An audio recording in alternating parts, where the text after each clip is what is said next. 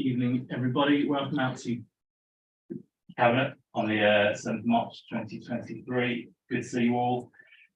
First up on the agenda is apologies for absence. I don't think we've got any, do we?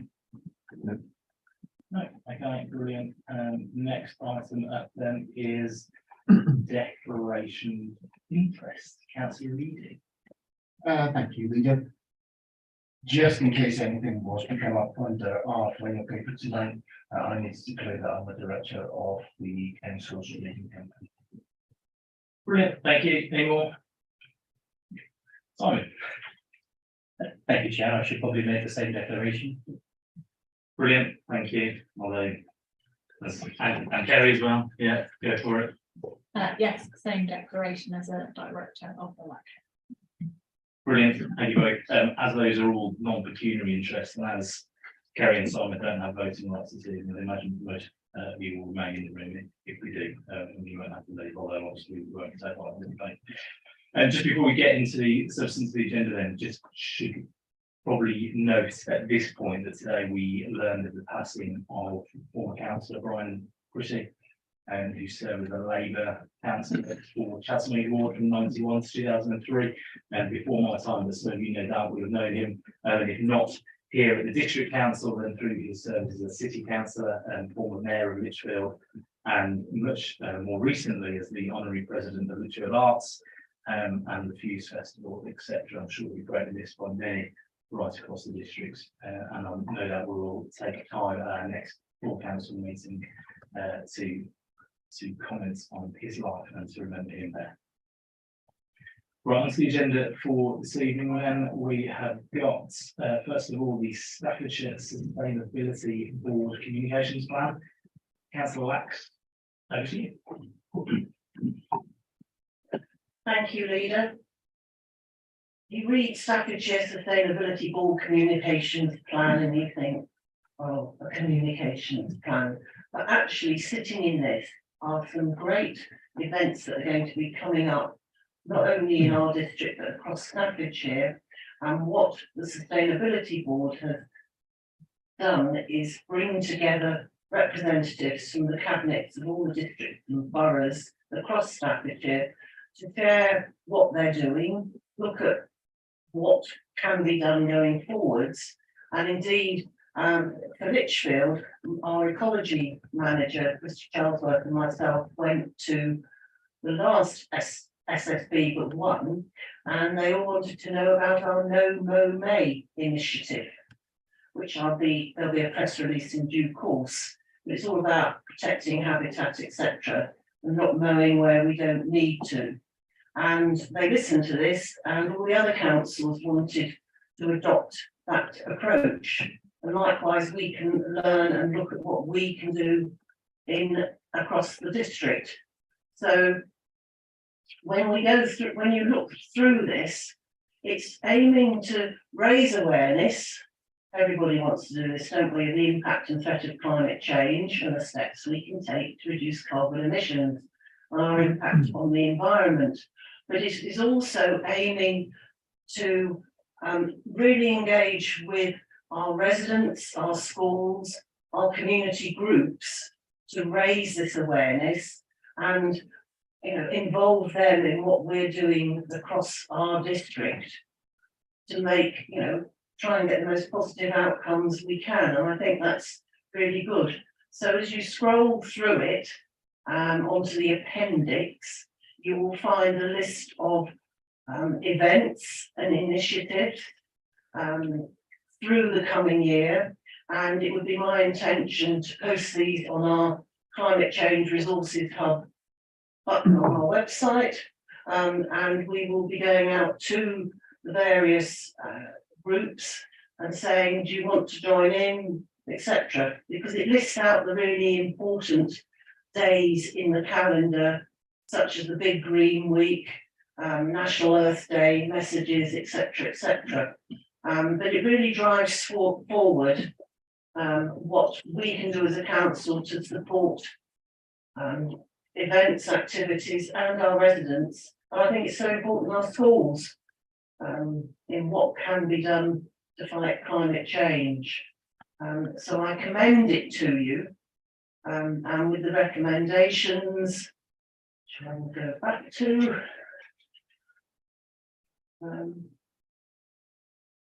To note the progress, and we have truly made progress as a board, and to approve the plan, which sets out the 12-month programme of climate change awareness raising.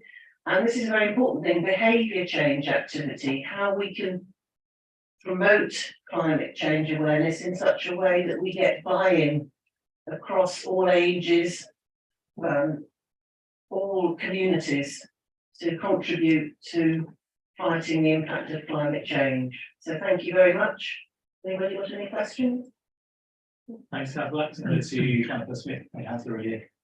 Thank you, Lily. I don't have any questions. I just wanted to sort of add that I think it's excellent that many authorities across Staffordshire have come together to get events, the comms plan out there to assist each of their residents with awareness of climate change and local ecology. Thank you. Thank you, Angela, for bringing this paper and making us aware of it. I would echo what Andy said. I mean, this is critical. This is the challenge for us all. In terms of obviously getting the message out there, I think you touched on. Obviously, we'll include it obviously on the council's website, and I'm sure there will be lots of, if you like, information and press releases on it. How is it envisaged that we will try to connect with those people who are not effectively engaging in a digital way? And I know you mentioned schools, but also thinking about youth council and the importance of that younger generation feeding back up. And how will we make sure that all schools are aware of what's going on, so that as many of the residents in the district, young or old, get to know about it and can therefore hopefully engage in it and look to make a difference for the future? Very good question.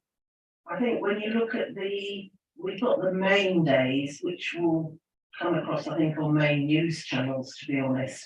And there will be, there's a big event planned, for example, in our marketplace. But when you look through the secondary awareness days, when you've got things like Big Green Week, Recycle Week, we should look at what we can do with the ticketing that's gone on our bins, which residents, it's not a digital thing, is it? But everybody was very receptive during COVID, what was happening, etc. We've got Walk to School Week, so that will need us to be getting out to all the local schools.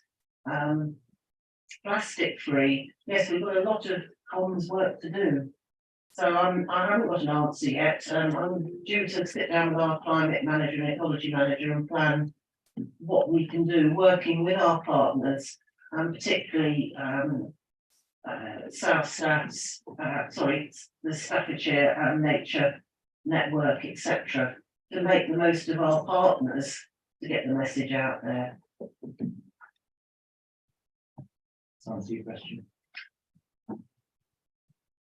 Councillor Stratton. Thank you, Leader, and thank you, Angela, for opening this. I think it's really obvious from some of the debate that we've seen, even in the last few days, following some comments made not far from here, that we've got a really engaged audience with this, and it's very, very obvious that there is a desire to interact with public bodies who are in a position to communicate better what's actually happening. And to see the whole county pulling together is really heartening. I also welcome the tie-ins to the key dates that are in the global calendar to discuss this, particularly around Earth Day on April 22nd and other issues like that. I think it's great that we can keep the whole global debate moving and play our own small part in this. So far as schools are concerned, I note the dates on the Bubble Roadshow straddle both term time and school holiday, and I sincerely hope that we'll see sometimes during school holidays when parents might choose to take their children to these events. But could I also encourage you to build dialogue with local schools, so that, for instance, on the 19th of July, when the Bubble Roadshow is in the Market Square, that is still term time here. I hope that schools can be encouraged to engage on that day in a wider event. On one final point, and I'm sure it's typographical, but if this is going to be the source of our communications, then we need to make sure we're right. The Stafford event, the 2nd of June, is in fact Friday, I think probably Wednesday, the 22nd of June, but that's at 5.16. Just a minor typographical amendment, but if we're going to use this in the seat about future communications, let's make sure it's happening. Much appreciated for your attention to detail, councillor Stratton. And I do take your point about the Bubble Road show when it's coming to Lichfield. It was tricky dealing with all the dates, and that was the one suggested for us. And actually, while it's term time, it's towards the end. So actually, it may be a very good time to sort of get a lot of engagement or have them down in the market square or whatever, rather than everybody, the minute schools break up, everybody disappears, don't they, at first? So actually, I think the luck of the draw, it has to be said, because this is a roadshow going around the county. I think to get that date's not a bad one. Thank you. Thank you. Thanks, Rob. Councillor Cox. Thank you, ladies. We live? No, yeah. All right, I'm on. Yeah, I welcome this without a shadow of doubt. I am interested in just to know just the logistics or geographical nature of it. I'm pleased to see all our borough and district councils within Staffordshire are on board. What's the situation perhaps with the Unitary Authority of Stoke-on-Trent? Because you know, if it's Staffordshire, without they are Staffordshire, is there any reason that they're not at the table?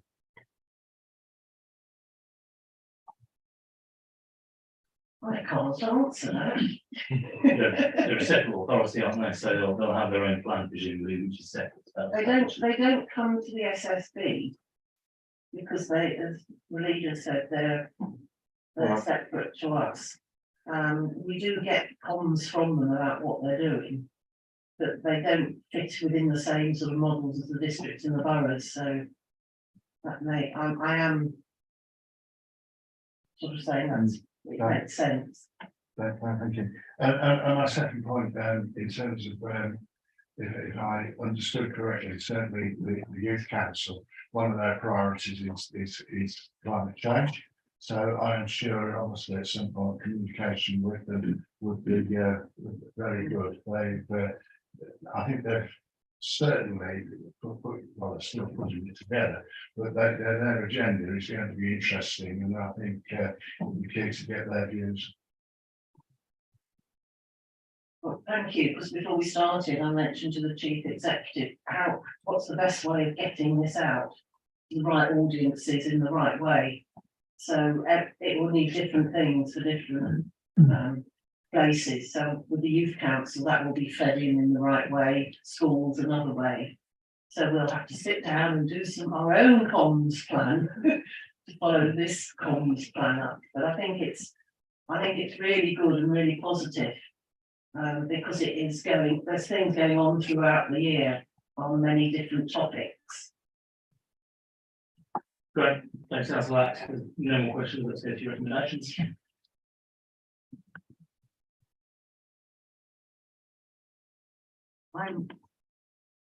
May I recommend to Cabinet 2.1 to note the progress that the SSB has made in developing a programme of activity across the county for 2023, and 2.2 that we approve the plan which sets out a 12-month programme of climate change awareness raising and behaviour change activity.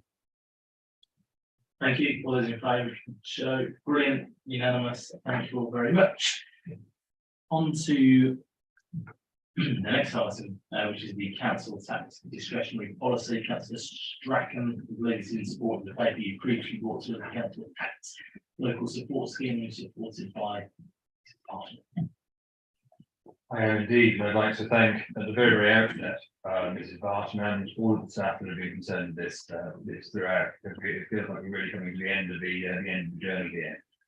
So last Tuesday, we approved the wide-ranging reform of the local council tax support scheme, and so these are the supporting discretionary policies, which are brought to support those who are either suffering exceptional hardships and would need to apply for a full release.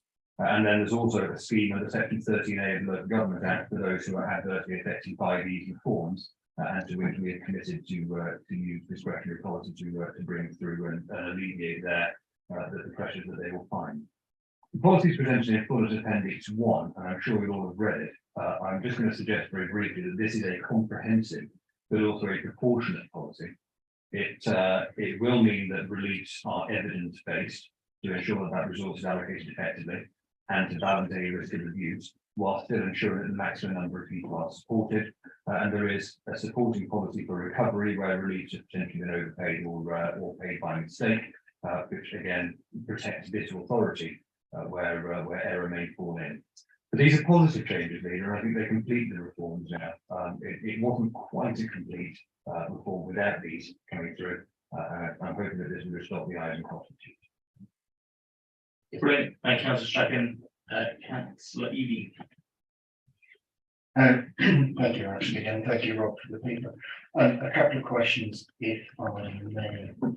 Obviously, as you've touched on there, the local council tax sports scheme that the council's approved helps so many more, but obviously disadvantages, I think off the top of my head, it's 369 people.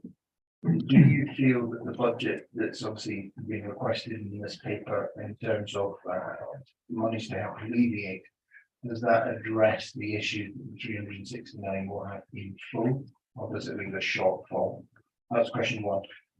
Next two questions, just so you can take them as a block. I notice obviously in terms of in the appendix is the application process. I appreciate I might be pinching a question that Councillor Smith will ask, but is that an online application? It's not surely paper-based in this day and age, is it? And my last question for you to sort of respond to, if you may. I know it's been suggested that it will take effectively 21 days to respond. Is that 21 days or is that 21 working days? That does seem quite a long time for people who are in hardship to have to wait on council to make a response. Is there anything that can be done to speed that process up? Thank you, Councillor Strachan. So firstly, yes, we did commit that the section 13A scheme would address those people trials in full, and that is something to which we have committed, and we believe the budget is proportionate to do that. Applications, yes, will be online, although I suspect that for those people who are really struggling with that, we would have some sort of backup application, whether it is something they can come and make here. I see a nod from across the room, so I'm going to go no further on that. I'm very, very keen that we have a policy effectively of one click, one solution, so people are only having to come to it once, and we will then deal with everything we need to. And that's something that I definitely communicated quite clearly to officers. So far as the timescale for resolution, I am going to go out on the limb and say if it isn't 21 calendar days, it should be, and it will be. And if there is a way to expedite that, then we will find a way to do so. Sometimes things, certainly with the submitted evidence, may require a little bit more time to work through, but we will make sure that we make those decisions as quickly as possible. We recognise that this is a situation of exceptional hardship, and so people are in dire straits before they come to us. We'll make sure we deal with that as fast as we can. Thank you. Councillor Smith. Actually, Councillor really covered both my questions, so I won't hold the meeting up any further. Actually, people pretty all. No, in which case, Rob and Mick recommendation. Thank you, Leader. I move recommendations 2.1 and 2.2 sending in my name. All those in favour? Joe, brilliant. Thank you all. That's passed unanimously. Right, on to the final paper of the evening then, and it's me. Supported by Mr. Fletcher, our Chief Executive. This is the paper on being the best council, the year one review. You'll see in the appendix or from the paper itself, it really is a sort of an honest view of where we're at. Everything's in there, warts and all, the things we've achieved on time, the things we've achieved late, the things that have been delayed or postponed or haven't achieved, it's all in there. And I think it'd be fair to say it was a fairly ambitious programme that started not even 18 months ago and has already delivered some breakthrough items for Lichfield District Council. I think we know around this table, we started off with some really clear criteria, which were being more efficient, but protect all our services. I think as a chief executive, us saying that is quite challenging. It's okay, brilliant. Don't break anything, but you've got to do it much more efficiently, and that's always a challenge. And however, I think on the vast majority of items, it is being delivered, and I say being delivered purposely because we're not there yet. We recognise that we're not there yet. We recognise that we've got a whole load of some wins. We've made great progress, but there's still a way to go as well. I think we critically, and our leadership capacity in our senior officer cohort has improved both in terms of quality and in terms of capacity. That has allowed us to make great strides in delivering a number of the items which frankly has spun for too long and we haven't pushed forward. When we look around now and we see we've got robotic process automation in place, making a difference to not only internally, but to our residents as well in terms of their experience, we're able to get their queries dealt with quicker. When we look at the fact we're the first district council nationally to have our SPI data set available, not only for us, but for all the councillors, for all the public bodies in the area as well. That's really breakthrough stuff that has happened under the Being a Better Council programme. We look at our community power strategy that Councillor Cox has been delivering on. We look at our comms, our renewed focus on comms to make sure residents are informed properly. All of these things are direct outputs from the Being a Better Council programme. It's been highly successful. It's also allowed us to be more entrepreneurial when opportunities arise, so that the joint venture with the cinema and our new leisure centre, but also the insourcing of leisure services into a wholly owned subsidiary, which will work and work for us, has been a fantastic outcome for the Being a Better Council programme. I think on a number of areas, we're starting to turn a corner. So planning more recently, that is now, as we know, we've brought some new leadership into that area. That will now start seeing a corner being turned. Mrs. Martin assures me. And actually all of this can be directly attributed to a highly ambitious programme, which has done wonders for our council over the last sort of 16 to 18 months.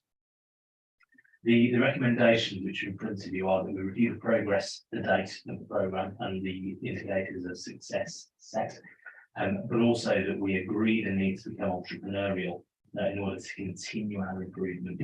And just in case we're wondering about the precise definition of entrepreneurial in this context, 3.12 it helpfully identifies that means being agile, able to solve problems, collaborative and focused on delivery. And I think that's spot on. So this isn't about us just going and seeking to make some cash out of investment somewhere. That's sort of entrepreneurialism. This is about us taking and problem solving and embracing risk, embracing the fact that, and I think one of these bullet points down here gets it quite right. We call it a learn fast mindset, which I think is the local government equivalent of the fail fast mindset that I call it, but written in better language. We absolutely have to take risks, understand what we're doing, improve, and actually it's on all of us as councillors, I think, to actually give officers that headroom to actually push forward. Sometimes make mistakes, but actually we'd much rather be pushing forward and making progress than constantly planning and not actually doing. I think we have seen that over the last 16 months that we really have been doing, and there's evidence of that out there in the council for us to see today.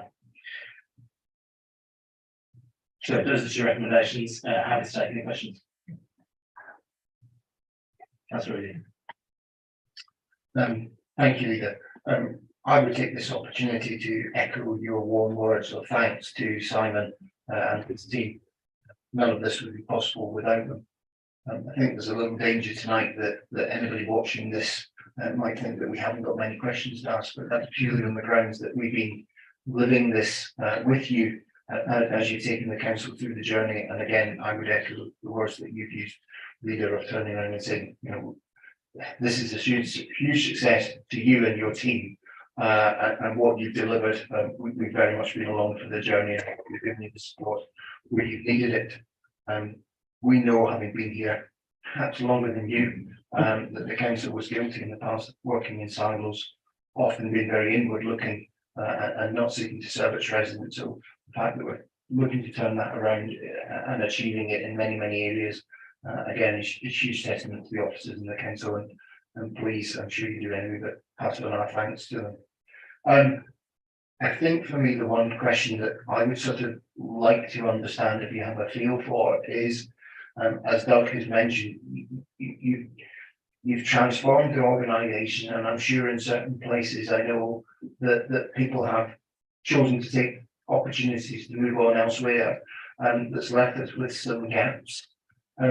What is your feeling in terms of when we might be able to fill some of those gaps in areas such as, I know it's my own portfolio, but economic development? When do we think we'll be able to get some of the teams that have ended up under strength back up to strength, so that we can really run at full capacity again?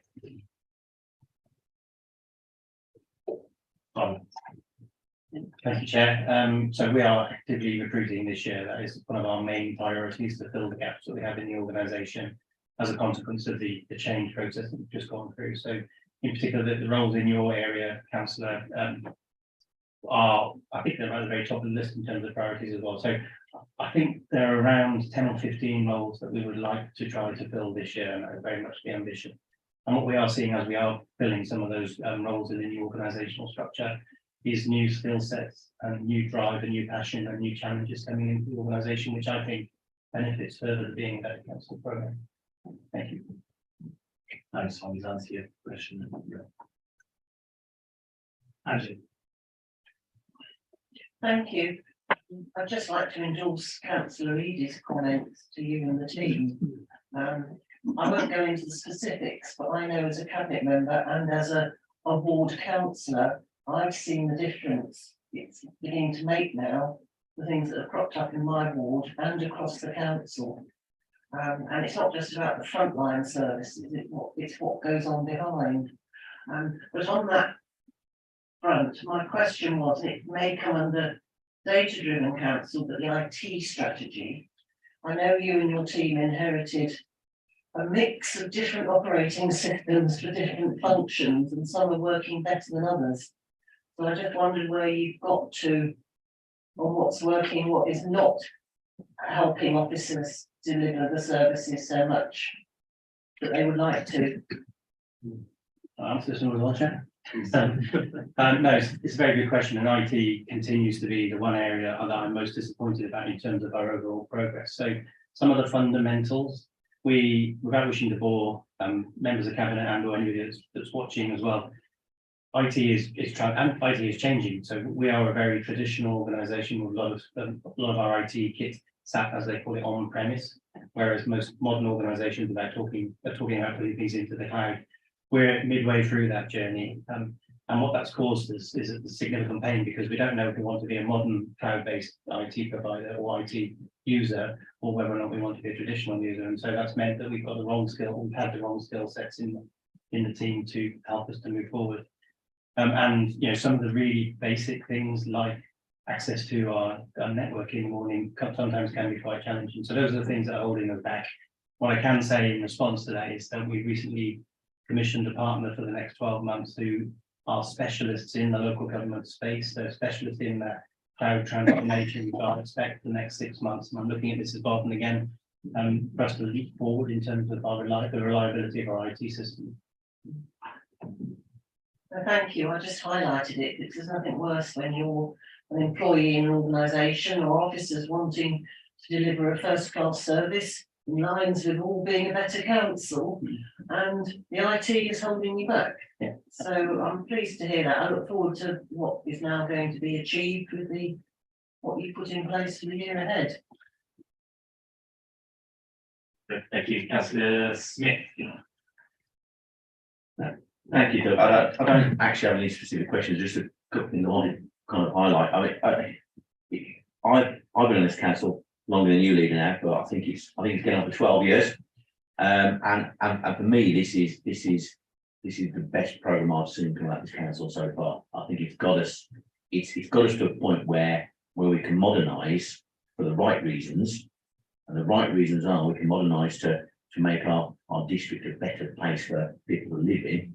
And when people are dealing with our council, where they want to make something happen or they've got a question or do something, it just makes that experience significantly better for them in terms of feedback and process and how that happens. I know we're early days in the programme, and we're not there yet, but we're absolutely getting there. And I think there's two things that have made that happen for me. It's the efficiency side of it, and that is using software, robotics, and efficiencies in terms of how the staff operated all kind of goes together, so that we can get, rather than just someone ringing up and then there's a whole manual process goes on the back of that, we can use the robotic systems and the AI to actually do kind of complete throughput mechanisms. So, you know, for example, and I think again, we're planning, for example, I would love to see us get to the point, I know Simon's team working on this, I'd love to see us get to the point where you sort of your 70% standard planning applications people are putting up to a one-story extension on the side of the house or whatever. Yeah, I'd love to see those get processed automatically and get out the door really quickly. That will save staff, and that will make massive efficiency, and probably most importantly, it will give people a much better experience when they're dealing with our council. And the second thing I think come out of this is the general culture that Simon and his senior team have set amongst our council. I think that's absolutely fantastic, and it's kind of brought the council all around from that sort of more traditional council where it's a little, possibly dare I say, a little bit insular, to a situation where they're absolutely centered around what we call the customer, our resident. Yeah, and that we need to remember that is why a council exists. A council doesn't exist for a council to give people jobs. A council exists because it makes the residents of our district, it makes their life better, and it makes them live better. And Simon and his team are absolutely achieving that. I'm really pleased that's happened. And that's paying off even now, because whilst we're seeing other councils of our level in the structure, boroughs and districts, whilst we're seeing other councils potentially financially struggling to a point where I'm talking across the country, financially struggling where they can't really do much and roll out. It's more business as usual, just making sure they can do what they need to do to satisfy what the residents need. We're actually completely turning that around, and we're delivering massive projects. So the two main ones that we all know about now, we're delivering a new leisure centre. We're investing in a new cinema. I'm not saying we're paying for a new cinema, we're investing because there's an absolute payback on that as well. So that's where entrepreneurial bit fits in. So I think that's clearly paying off.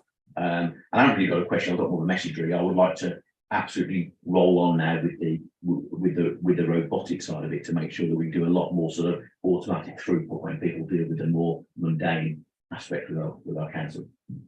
Okay, thank you. Brilliant. Thanks, Councillor Smith. Yeah, Councillor Cox. Thank you. Councillor Smith has really said it in a nutshell for me, which is what I was going to say.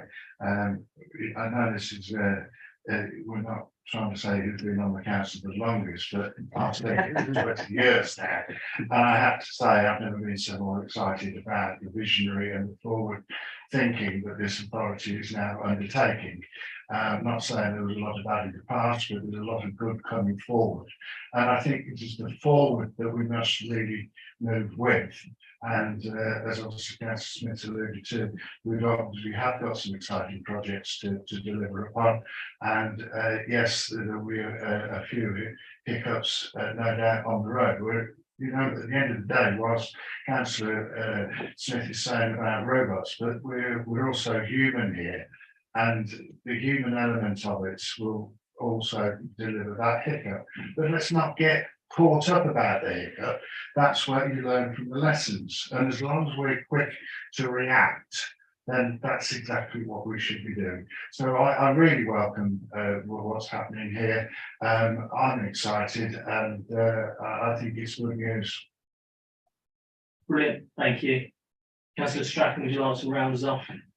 I was only going to endorse everything that my colleagues have said. This is, and while it's clear from the scorecards that there's still some work to be done, and there are still ways that we want those metrics to move in the right direction. But I think that the future plan is likely to do that. We've achieved a huge amount in the first 18 months. I'm really impressed by the progress that the leadership team have made. I'm really heartened by the very mature approach within entrepreneurialism that those reserves are there and can be made to work for us, and then there will be times that we can replenish those when we don't need to invest in capital projects, and when those projects start to pay for themselves. And so it's really very much to keep up the very good work for me, because it has been very good so far. Brilliant, thank you all for your comments on that. And Simon, is there anything that you wanted to add from at all? Thank you, Chair. Yeah, I'm very grateful for everybody's comments. I'm satisfied. I'm an officer, so I'm satisfied with the progress that we're making. But as I think a number of you said, it's not the perfect scorecard that I would like it to have been. We were probably, as you said at the outset, even slightly over ambitious in terms of what we thought we could achieve. This has been a really difficult 12 months. I mean, we've had to fundamentally change the organisation, the way that we're structured, the way that we operate, the way that we work, the people in some places that are in position as well. So that's been incredibly challenging. I recognise at the moment, possibly residents haven't seen the benefit of that, but I think as a number of you have said, what I expect for the remainder of this year and going into the new financial year is that they will absolutely start the benefit or to reap that benefit of the hard work that we put in over the last 12 months. So thank you very much for all of the comments. Brilliant, thank you. So I think two things from me. One is that this is an ongoing process. It's being the Leicester Council, there's still plenty of room, so let's not get complacent. And secondly, I'm sure that Simon would agree that most of his success is that he's got a near almost female senior leadership team beneath him, just ahead of International Women's Day tomorrow. So recommendations at 2.1 and 2.2. I've read them at the beginning. All those in favour, you can indicate. Brilliant, thank you. That's unanimous. And that brings us to the close of our cabinet meeting. Thank you much, everybody. Thank you.